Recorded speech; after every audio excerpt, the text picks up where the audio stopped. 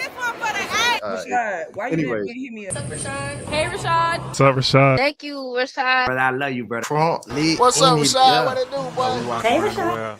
Yo. What's up? Welcome back to the channel. My name is Rashad Milligan. If you are new to the channel, this is the road to 10K subs. Man, let's get into it, shall we? Without further ado. So, there's not much that I had today. I don't know if I think most of the journalists are at this conference, but it's just not much news. It doesn't seem like popping up the last couple of days. So, little kind of diet streams for the next couple of days, but we'll be back on schedule and by the end of the weekend and things of that sort. But yeah, from XXL, shout out XXL magazine. A judge has authorized Drake to serve as an elusive key witness accused of using botting tactics in the defamation lawsuit against UMG over Kendrick Lamar's quote-unquote Not Like Us through secondary methods.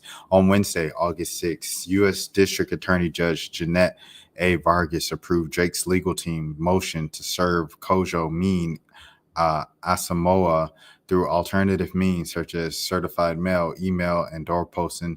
Drake's attorneys identified Asamoah as one of the more than 60 individuals they plan to subpoena to testify in the case.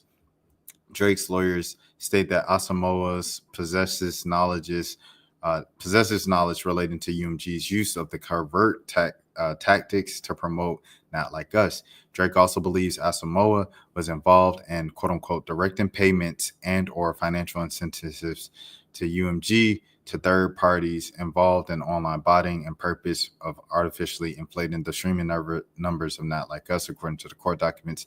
Despite hiring private investigators, Drake's legal team has been unable to serve Asamoah with a subpoena in person for months. Okay, court sides for Drake to serve key witnesses and UMG Not Like Us lawsuit. In the meantime, because he is called, his fans are called the K-bots. So let's look at the K-bots here. Give me a second. Let me see. The K-bots overseas. Let me see. Hold on, little twin.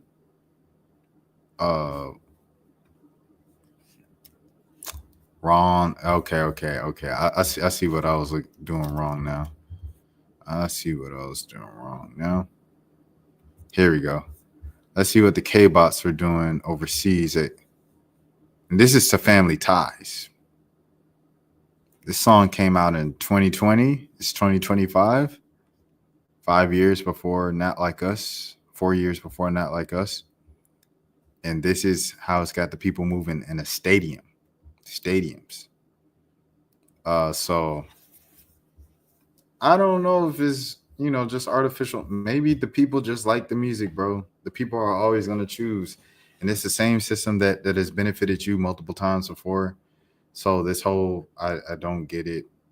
I stand on the place I've always stood on. To say, it's UMG conspiring against me with the money paid in a song that's promoting dissing me and making me look bad to make me lose endorsement opportunities and this and that. Maybe the song was just doing well and they just pumped money behind a song that was doing well, bro. I mean, just is what it is. All right, so with that being said, there's other clips of Drake still on stages giving speeches about how people wanted him out and how people are against you and haters. You have haters and stuff. And then there's another clip now of Convy. Convy was in the store in a Foot Locker, it looked like, and they were playing He Is the Big Three. It's just Big Me. Like That from Future and Metro Boomin and Kendrick Lamar. And Nino Pay was singing it and dancing to the camera, and then Convy goes, oh, can you cut that out, please? Can you cut that out? Literally every content creator that's friends with Drake has to go, oh, can you cut that out, please? Get that off. No, we're not doing that. And every single time I look at it, I'm like, I'm so grateful that I'm not Drake's personal friend, because I enjoy Kendrick Lamar's music and I enjoy Drake music and I enjoy just dancing to both. and singing both and reciting lines to both of those artists' music without having to feel like, oh, I can't do this or I'm going to lose a friend. Maybe that's not a friend. If you have to worry about like, okay, the diss song is one thing. I'm not gonna lie. Not Like Us is one thing. But no Kendrick songs ever, or you're not gonna be friends, is crazy. Like the other artist has to exist on Earth. Like he's on a world stadium tour right now. To act like he doesn't exist and to not, oh, we don't listen to that. Well, guess what? The rest of the world does. And Drake's little see, now this is where it gets disrespectful when you say stuff like this, but Drake's 50 content creator friends in the world aren't enough to stop the world from listening to Kendrick Lamar. People gonna listen to Kendrick Lamar, bro. It just is what it is. Hate to tell you, bud. So there's that. This is a long two for sure. Let me see. Next thing, I don't know why this isn't working. Is it okay? It's working now. I saw this cool stat about Rakia Jackson that the Sparks are 7-0 when she scores 20 or more points. Let me see. Is there a 7-0 one? Let me see. Rakia Jackson 7-0. Yeah, the Sparks are reportedly 7-0 when Rakia Jackson scores 20 plus points. Is that true? That's last year's game. I remember that as a rookie. Okay. First career triple. Oh, she had a triple double tonight? Who had a triple double? Oh, Julie. Hey, congratulations to Julie Allman. Her first career triple double. Shouts out to the Dream. Beating Chicago, coming back from like down double digits without Brittany Griner, without Ryan Howard, and coming back and winning that game. Shout out to Alyssa Peely. I see her right here in the cut. Shout out Lisa Peely. But yeah, man. So salute. 10, 10, and 11. Impressive stat line. Rakia had 20. She was 6 of 12 from field goal percentage, 3 of 5 from 3-point, and 5 of 5 from the 3-throw line. Rakia Jackson hooped like she had all brothers growing up, and they just got out there every day. I had no idea that's exactly what she did, and she confirmed it. Yeah, she plays like it. She played with a dog with her, bro. She played with that dog mentality. She's tied for the most 20-point games in the WNBA since the All-Star break. She locked in, dog. Rakia locked in. Cameron Brink hooping too. You know what I'm saying? But let's go to this Trae Young thing. So I saw Trae Young was trending, so I just looked him up. And the discussion around Trae Young on Twitter is crazy. Is it crazy to say Derek White is a better overall player than Trae Young? ? Like, are you serious, bro? He's got a blue check mark, though. Nets are the favorite to acquire Trae Young. This is a discussion because, as I've discussed here on the past week or two ago or so on the channel, Trae Young, the Hawks reportedly haven't offered Trae Young an extension. Trae Young's reportedly not happy about that. And Jake Fisher said it makes sense on both ends to hold out to sign it. Another thing I've seen, Zach Harper said Trae Young doesn't shoot. He can't shoot. Trae Young now might be the best and most consistent shooter, but to say he can't shoot is crazy because there's actually players in the league who cannot shoot. Trae Young is not one of those players. Trae Young is definitely not one of those players. And so here it is. Trae Young is shout out to Clutch Points. Trae Young is eligible for a 4-year, $229 million match extension this summer. The Hawks haven't offered it, according to Mark J. Spears. The 4-time All-Star is quote-unquote disappointed. With just 2 years left on this deal and also a player option for 2026, 2027, Young could hit free agency as soon as next summer. Instead of locking him up, the Atlanta's new office appears content and waiting to see and will move Trae reportedly views as disrespect. Since 2018, Young has been the face of the franchise, averaging 24.2 points and 11.6 assists last season alone. But besides that 2021 Eastern Conference Finals run, the Hawks have struggled to find consistency. This offseason, they've retooled with Kristaps Porzingis and young talent like Zachary Ricochet, hoping to climb back into the East contention. Now it's high-stakes gamble. Either this becomes a prove-it season that keeps Trey in Atlanta, or the Hawks risk losing their franchise player, or maybe even sooner than expected. So there is the question, is this it for Trey Young? So someone said, I wouldn't pay $60 million for this trash player. Good for the Hawks not committing for an overrated player. See, people just go over the top with them, bro. People go over the top with it. But yeah, I wanted to go on that. And then rambling about music segment. So yeah, Mike, he did his Tiny Desk today, and I thought it was really beautiful, bro. I only watched it once, and as you guys know, or you might not know, but if you watched last night's stream, then you know how chaotic it is right now. I'm at a conference out of town, and it's literally from sun up to sundown. You're trying to squeeze in as much stuff all day, every day, to get the most out of the conference that you can. No sleep. So yeah, that's another reason why the streams are so short. But anyways, I did see the Mike Tiny Desk. I squeezed it in between all the happenings and things of that sort. And I really liked it. I really liked the instrumentation, the alternative versions of his songs. I like the fact that he rapped every single lyric. I like the fact that he showed his passion through it and everything like that. I think he might even cried in this. He shouted out all the things that he shouted out, his political statements: free the Congo, free Palestine, free all the people. And what else did he do in it? The band was great. Liv was a backup singer. Liv, the artist herself, who's a pretty established artist in the underground and stuff like that. She was a backup for him, and just beautiful. It's beautiful all around. Great band, great backup singers, great performance. One of the better rap performances that we've seen in a while, and he included a lot of elements of hip-hop throughout the performance. Like he had Rob 49's What the Hell He Has a Drop, and then he had Gucci Mane, you know what I'm saying? Ad-libs throughout it. It was just, Gucci, and everything like that. I thought that was really cool too. And yeah, just a beautiful hip-hop performance, bro. So shouts out to Mike. Like he did that, dog. He did that for sure. And now I love to see our Earl sweatshirt. I believe Tyler, the Creator, shouts out to Tyler, Creator. I haven't finished the Zach Lowe interview yet, but in the Zach Lowe interview, he apparently shouts out 10K. So he shouts out Niante, and he shouts out Mike. And Niante probably had one of the better albums of this year. And Mike dropped like just 3-4 just like crazy albums this year, like JBL Music, and the first one with his mom on the cover and stuff like that. And Burning Desire. No, that's not Burning Desire. But the one he dropped earlier this year, JBL Music, and he dropped Pinball 2. He dropped Pinball 2 this year too. All 3 for 3. And Niante, like I said, one of the better albums of the year, 10K. Shouts out to my boy Solo.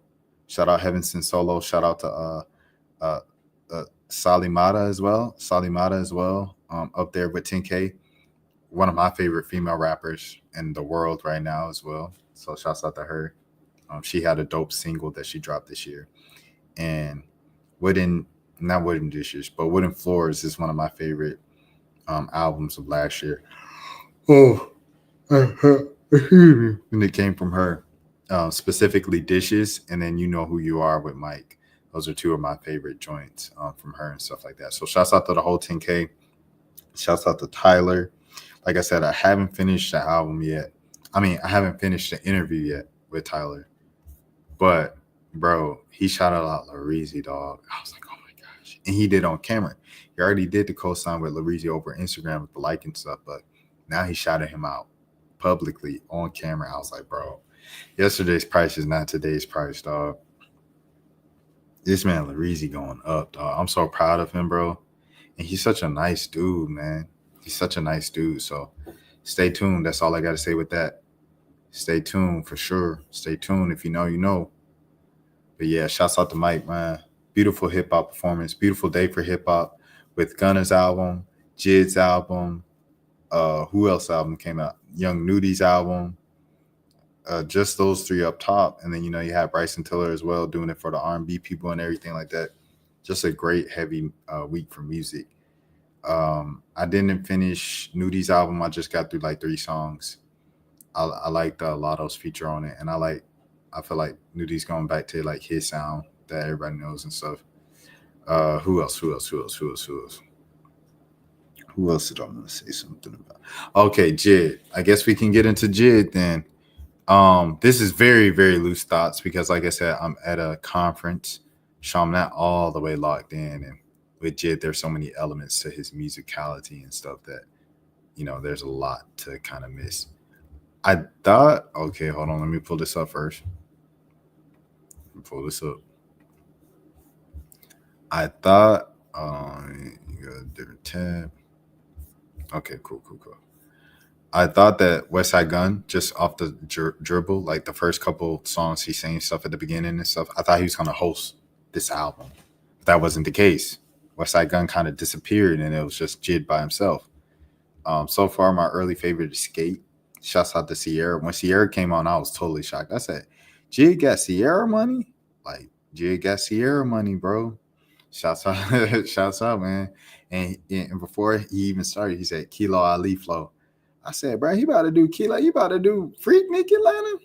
I love, like, it's a lot of elements of Atlanta in here. He's shouting out the whole dang city, like, shouting out Robin Cobb and everything like that. He's shouting out Northside, Southside, College Park. Shouts out to Earth Gang on here as well. Man, it's just very Atlanta, bro.